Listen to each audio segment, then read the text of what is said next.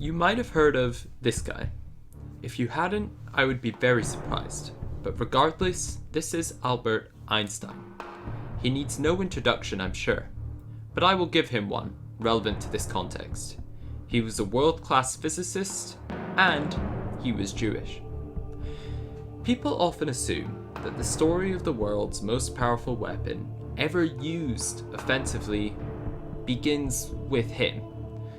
He is part of this story, but he isn't where it starts. This morbid tale begins with a man named Leo Szilard, and you can probably tell from his name, he was a Hungarian. And in 1933, he made a very important realization. An atom, the things that make up everything from your face to the device you're using, could be split, and in doing so, generate massive amounts of uncontrollable energy. At first, this seemed like great news. I could generate a godly amount of energy from very little mass. But there was a catch.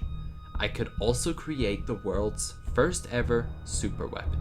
The idea, of course, was very valuable, and hence Leo, in partnership with Enrico Fermi, who was another physicist, patented the idea of the nuclear reactor, essentially closing off that path of peaceful means. For 5 years, the theory was learned by many across the globe, but it was only in 1938 the first breakthrough was made, and sadly, it was made in Nazi-controlled Germany. Leo knew that his time had come, and he drafted a letter to Franklin D. Roosevelt, President of the United States, warning that Germany was getting close to a potentially devastating superweapon. Now, here comes in Einstein. Leo, although very smart, was not a world-renowned physicist by any means, and FDR wasn't exactly someone you could just throw a pigeon at and expect him to read it. So he enlisted the help of Einstein. Boosted by Einstein's signature, the document was taken seriously by the American government, and they immediately began work on the Manhattan Project. This was an ultra-secret science experiment that had 43,000 people on board, and throughout its duration, no one snitched, which is absolutely incredible, to be honest. It was so secret. One of the facilities where testing and research took place was underneath the University of Chicago's football field. In that very facility, Nico Fermi created the first ever controlled nuclear reaction, and from there, the US government worked tirelessly to create the first ever superweapon. In 1945, that formula was perfected, and the first ever atomic bomb was dropped on US soil. Luckily, this was not used offensively, and was done only to demonstrate and test the weapon's actual power. At this point, scientists had only been using numbers and equations to theorize how this would go, but had no idea what it would look like or how the energy would choose to disperse. When the bomb did drop, the devastation it brought was more than anyone could have predicted. And the video playing now is exactly what they observed. Now, by this stage, the war with Nazi Germany was very well over. Although not officially, it was clear the Allies had won. The chances of developing a nuke now, subsequently, were second to none, and America sat very alone on its own little pedestal of destruction. Soviet Russia would eventually join this party in 1949, but that's more to do with the Cold War, which I will definitely cover in a later video. So, what was the point? Well, America had a thorn in its side: Imperial-controlled Japan. America had waged war on them after they allied with Nazi Germany. The way in which the Japanese fought was notoriously vicious and unforgiving. Not only this, but no matter what happened, a Japanese soldier would never surrender. Neither would their generals or really any chain of the command. A face-to-face confrontation with America would undoubtedly lead to America's victory. However, it would lead to a high loss in life, most probably equal or even more than America had already sacrificed fighting in Europe. For this reason, current President Harry Truman had to make a tough decision. He was one of the people who knew all about the Manhattan Project and hence knew the unrivaled power of the atomic bomb. Now, earlier I mentioned that a test of the bomb's power was conducted, and this video is the only surviving record of that explosion. Harry Truman and the others involved in this project knew that not only would this bomb kill Japan's military presence, it would eradicate a large percentage of their innocent civilian population.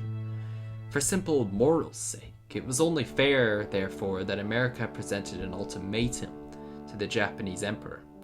They presented this video to him and said this: "You can either surrender now and we will not use this devastating power on you, or you can not surrender and we will use this on you."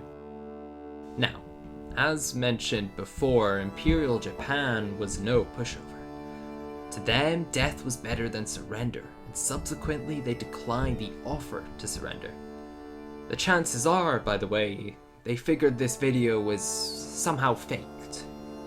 Subsequently, on the 6th of August, 1945, the US dropped the first ever atomic bomb used in conflict. Its name, rather contradictably, was Little Boy. Upon drop, it delivered 13 kilonewtons of force and killed 80,000 people instantly. Now, for a little bit of perspective.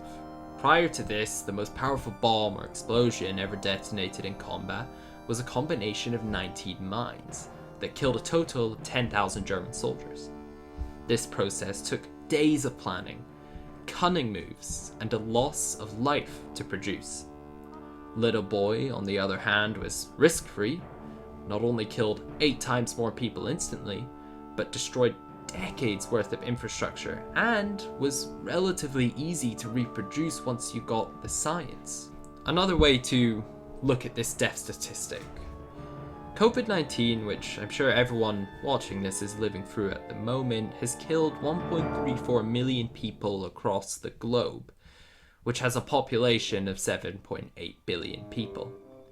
That means that 0.018%, which is rounded up by the way, of the world's population has been killed by COVID-19. This has happened over the span of a year.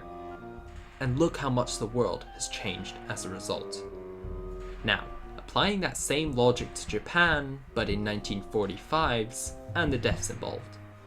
The population of Japan was 72.2 million at this stage, and 80,000 died instantly in this explosion. I'll leave out the math for you, but that works out to be 0.11% of Japan's entire population. That is just over 6 times the death effect of COVID-19 in less than a millisecond. AKA, Japan was 100% screwed.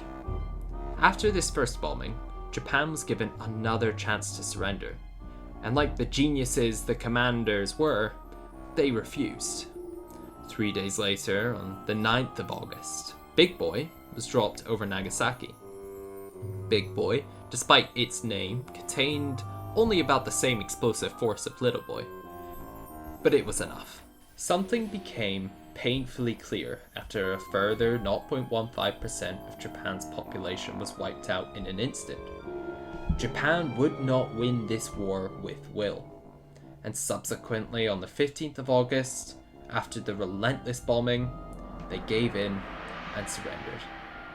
This marked the end of America's war with Japan, and the war in Europe would also subsequently come to an end very soon after. Now, that's the history of the atomic bomb. But what about the second part of my title? Surely the suggestion that atomic bombs are needed is silly. I mean, just look at their unparalleled power and destructive tendencies. The First World War occurred in 1914.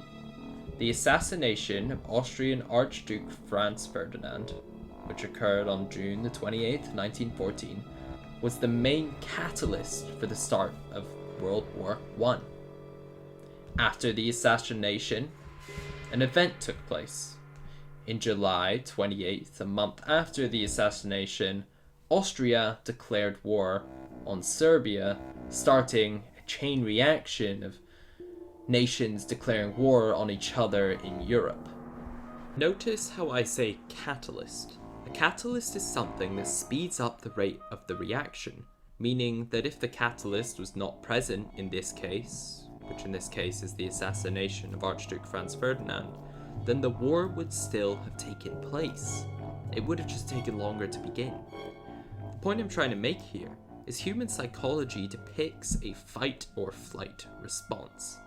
If an opponent is 10 times stronger than you, for example, if a gorilla was to attack you, you would instantly retreat to a flight response. AKA, you might not get your way, but no one gets hurt. I argue, only the power of the atomic bomb, the world's first superweapon, can create this kind of response. Anything short of an atomic bomb, and people will most likely fight back. For example, despite the fact that the Austrian-Hungarian Empire was multitudes of times bigger than Serbia, a war still began. What I'm saying is that the existence of nukes deters physical confrontation. There's actually a name for this, and it's called mutually aided destruction, or MAD for short. Essentially, if two countries, for example what happened in the Cold War, possess the power of an atomic weapon, then they are inclined not to get in a confrontation with one another that would result in a loss of life. No matter who wins the war, there would still be a massive loss of life and infrastructure on either side. If nukes were to be physically impossible, and any subsequent superweapon that was more powerful than it was to phase out of existence every time it was created, I would still say that atomic weapons are important. The point is, people and countries of opposing views will always fight. It is simply human psychology to do so. But I argue when both parties control atomic weapons, then the fight becomes purely a political one, rather than a physical one, which is much better for society and people as a whole because it leads to less physical suffering. Anyways, that was the history of the atomic bomb and why I think they are needed. A few days late, but I just wanted to say Merry Christmas to everyone, if you celebrate it that is, and hopefully everyone has a good year ahead. I'm going to try and make one more video before my uni course starts again, and updates on that video will be posted in the Discord in the description down below. Anyways, see you guys, and I hope this wasn't too badly described.